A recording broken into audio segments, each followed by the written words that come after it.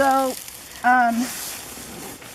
to get these out, to get an animal out, now I'll show you what I have. So I have a scale. This is called a Pesilo scale, and they come in a variety of weights that they can hold, and this only holds up to like 100 grams. So, a Pesola, P-E-S-O-L-A. You can buy them at your I don't know, lots of different stores. And then a ruler, and so we can do some measurements, and we can look at those measurements. So let's just do this together, and we'll figure out who this guy or girl is. We'll also sex it. So,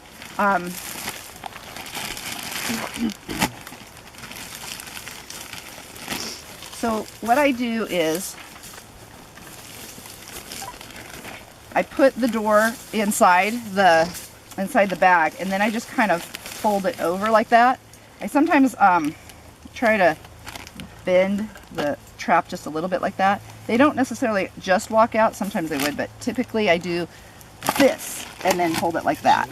So it looks rough, but then he's caught. And these guys they'll run. They'll run. So what I'm going to do is, he's running. Yeah, he's like, let him go, let him go. So what we'll do is we'll weigh him, and then when I pull him out, then we can weigh the bag as well, and so we can see what his weight is. He's I'll show if you can kind of see him. I'll hold him, but he's a pretty cool little mouse. There are a couple things you'll notice. He's got a little bit of a reddish but brown, brown gray, very white belly, kind of that contrasting coloring, counter color, so from above you're dark and you might blend into your environment a little bit better. These guys are primarily being eaten by birds of prey. This one, the tail, we'll measure it, but it looks fairly bicolored. That's usually one of the markings, so bicolored being very dark on top and light on the bottom. I have a hard time sometimes with that particular marking because I think that a lot of them look very bicolored. So you might also look at different species because there's a little pocket mouse. I'm not sure if pocket mouse occurs, but they'll have a little brushy tail, like at the tip of the tail. It's all kind of bottle brushy looking, and then the ears. So the ears, how big are they to the body? And again, it's with one, it's really hard to tell. And I'm sorry that we didn't get more. We'll count and got all our traps and make sure. So let's go ahead. Does somebody want to read this? Let's make sure this is closed. We're going to get his weight and the length of his body and the length of his tail. We're going to and the length of his ear and the length of his hind foot. So let's see. You guys want to help me on decide how he's about 30, 31, 30. Oops. Don't jump out, buddy. But this is with the bag, remember, so. Right. 31, 32, I don't know, 31. 31's good. All right. God, this bag it's not so good. Okay. So typically, what I'm going to do is I'm going to scruff his neck. I'm going to come down and scruff his neck, so right at the back, behind the ears, and that's how I'll get him. Now, he's a little jumpy. He might not have been in there. I'm not going to let you out. Very long. I mean, he seems really agitated. So I hold them through that. Yeah. Well, they are usually agitated, but sometimes if they've been in there a while, they relax. Let's see how feisty. Okay, I'm not gonna. I don't have a good hold. Let's wait. I want to get a good hold. That's not a good hold. You're gonna bite me, don't you? Okay, there we go. That's a pretty good hold. Make sure your ears fruit. There we go. Scruff of the neck, like a little scruff of the neck. Doesn't hurt. Yeah, no, it doesn't hurt him. I actually will do another thing that this is a good way to hold. Let's take a look at So him. did you see that little orange line indicates that it's a... So typically there can be a little bit of an orange line, but I'll tell you that even both species can sometimes a little bit. It's very distinctive. Yeah. Usually on one you can kind of see a little bit of a light line, but so what I'll do is does somebody want to first, before we forget, weigh the bag? You want to weigh the bag because you read it first? and we'll just see what the weight is. And you have the two species. I don't know. The book has the two different The species book weight. has the two different species remember? here, but there's a key to the deer mice. Oh. And the first deciding thing is the proportion of body that's tail. Right. And then the hind foot length. Right. And And then does the tail have terminal hairs? Well, that's not Pretty cute. yeah. 12 grams for the bag. Oh, it's 12. Pretty light. So this is a littler one. So yeah, so around a 20, I don't know, 19 gram animal, right? So if you guys remember, you might not remember, but one of them is smaller than the other. It might make us think about which one it is. So the deer mouse and then the brush mouse. So Laura can look that up. Yeah, exactly. Which one's small? So just going by the weight, Let's do a quick we're sucking. probably looking at the deer mouse. Paramyxis Yeah. maniculatus. I'm going to show you how to sex these girls and guys. And again, without comparison, it's really hard. Actually, it looks like there's some little nipples there, but usually you look at they have this little kind of protrusion of skin. I mean, it will have a penis in it if it's a boy, and it's actually fairly big. Do you guys all see that little? Girls have it as well, though. See this little piece that's hanging out at the top? There's a greater distance in males between that, the penis, and the anus. It's fairly wide, and usually it's a bigger structure in the male if it's an adult.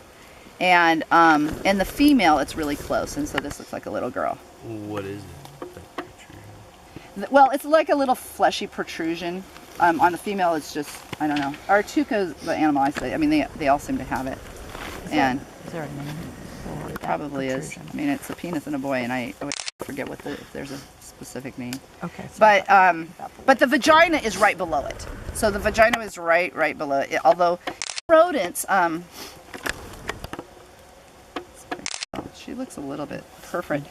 When you look at when you're looking at reproductive state, if you're looking at a female, you're gonna get the idea. You can run if I put you like that. If you look at the vaginal area, so a lot of rodents will basically kind of close up in a non-reproductive state. The vaginal area, it's not like closed so tight, but it doesn't look open at all. Like it looks pretty, almost like it's sealed. And then it goes through varying states of being open, and particularly when they're receptive, it can be very open. And then also birth, of course. But these guys are so little that sometimes it's hard to tell. Although when I look at her, I think that it's a little bit open. So, all right, let's. So we've sexed her. Let's do some measurements. Who would like to do the measurements? We'll do this in millimeters. If you want to help, because I'll probably need to hold this mouse in varying ways so that you can get a good measure. So why don't we start with the hind foot? With the hind foot, you go from the middle toe, try not to get the hairs of the middle toe, to the back of the heel there. To here? Yeah. Just to where it ends. Is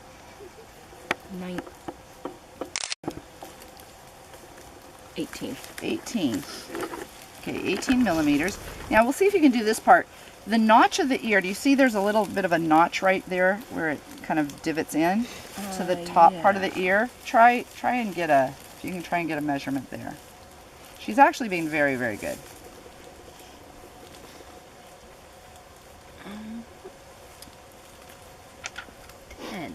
10. Okay. You guys got that? And all right. Just so that I know, Yeah. you were talking about the measurement? Yeah, from the heel, From all the way. Okay. from the heel to the middle toe. And Exactly. the ear from the top round to the... So this top round tip, basically the top extension to, there's a little, sometimes it's a little hard the way I'm holding it, but there's a little bit of a notch that kind of divots in. So you guys can all, take turns to get closer. Okay, so now it's the body, and this is where, hang on a second, I know you're not, Need an extra Which one was the second? The ear? Notch to the top. yeah. notch at the bottom. So now let's do it. Let's see if you can do a tail measurement first, and then we'll put the little.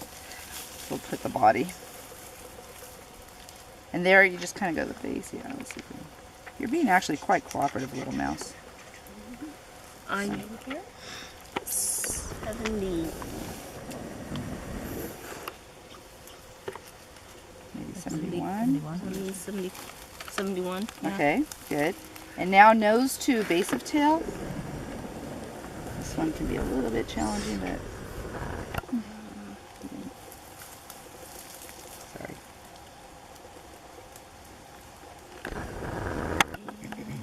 Let's make sure the nose is the nose. 84. About 84.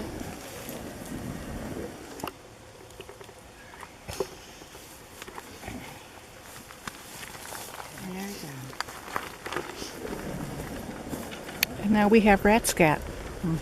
Yep, rat scat is amazing. It can give us DNA. It can give us obviously food, what they've been eating.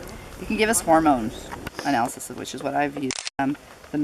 The broken parts, the metabolites of the hormones. So that is a really phenomenal way to your animal and without killing it.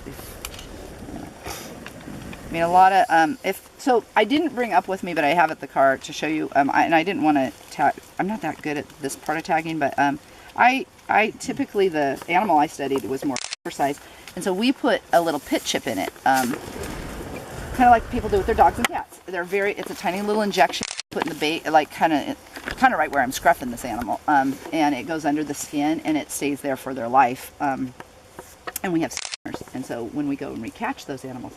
But with mice usually, and especially people that are studying these guys, there's so many of them, and so there are these little ear tags that you can put in them, and I have these little metal ear tags in the car, but basically take some kind of pliers and you just crunch it so that you kind of have to get it down far enough so that it's not gonna, if it's too far on the edge, it can rip the ear, you know. And it does, sometimes they do lose them. These guys are running around, but it's a very inexpensive way to keep track.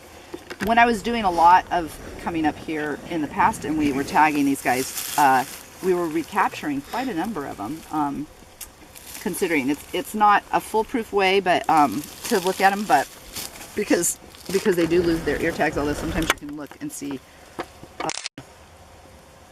you know, if they've got a notched or broken piece of ear missing, which is the other thing is that Nick for a while was taking snips of tail snips, either that or, I know this sounds really bad, but you can take a tiny little bit of an edge of ear snip for DNA analysis. So to look, if you want to look, we were kind of wanting to see if populations were very much different in maybe this part of Pepperwood versus another.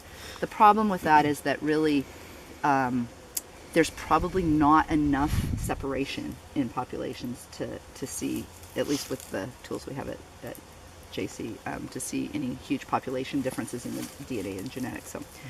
So what do you think? I think that is the Peromyscus maniculatus, Yes, the deer mouse. the deer mouse. And the things that I'm basing that on Yes. are the bicolor tail is Okay. the deer mouse, whereas the brush mouse has the ears. Well, actually, I read that wrong. I read that the hind foot was longer. The ears are shorter than the hind foot, so Okay. and that's true. Okay. So that's true of the deer, Good. both of them then, I guess. Okay. And the other thing is that the brush mouse is distinguished by a long tail, more than 55% of its total length. Uh-huh. But the tail on this mouse is 71 and the body is 84. So more than 50% of its body is Okay. body Good. instead of tail. Okay. So I would agree. This is the deer mouse, Peromyscus maniculatus. I'm going to just point out one more thing too. So I did, you know, her nipples are pretty, I don't know if you can see them, That's huge. but they're pretty extended.